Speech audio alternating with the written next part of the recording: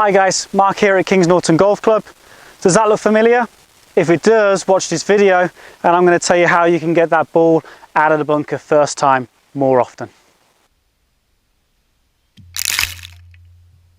So one of the biggest faults that I tend to see with bunker play is hitting too far behind the ball and hitting too much sand.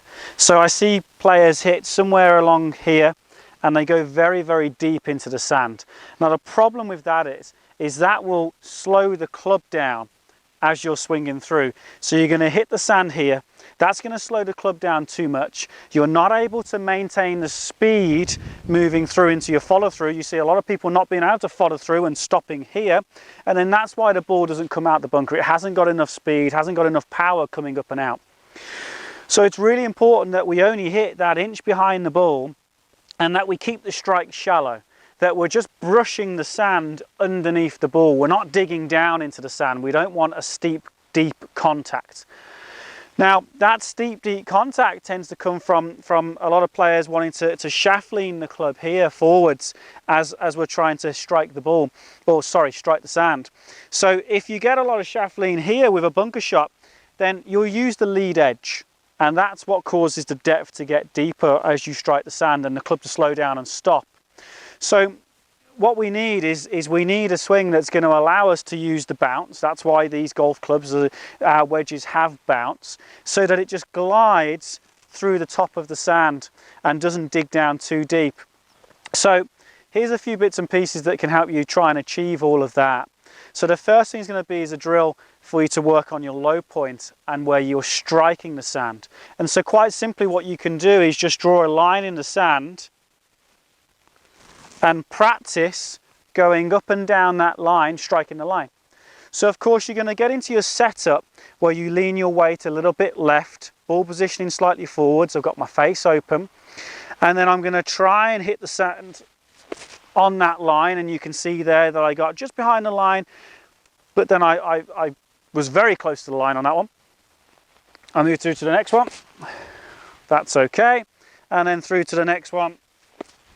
That's okay. Now what's great is those divots into the sand were all very shallow and I got very close to the line. I wasn't far enough behind the line to worry. So the other bit to make sure that I strike nice and shallow into the sand is by allowing the club and my wrist angles as I swing through to release and not get this way where I hold the angle like we would do if we were striking an iron. I would want, as I swing the club down, to release my wrist angles here. You can see my right wrist is going down this way.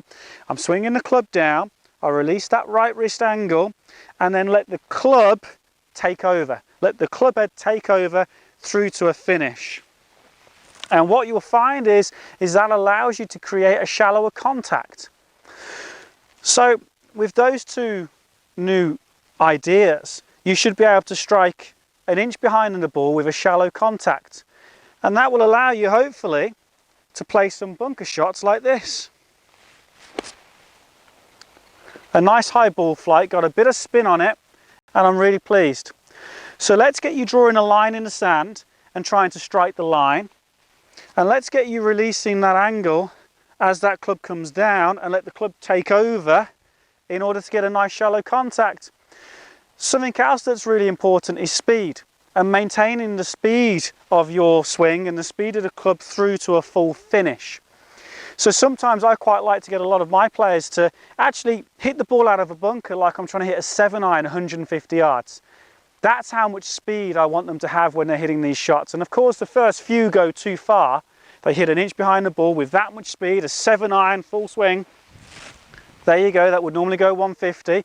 And then we just dial it back a little bit. So maintaining speed is important, but you can't maintain that speed if you hit too far behind the ball, too far behind the line, and the angle of attack's too steep. So let's try those two new ideas and stay in touch and let me know how you get on. Thanks for watching.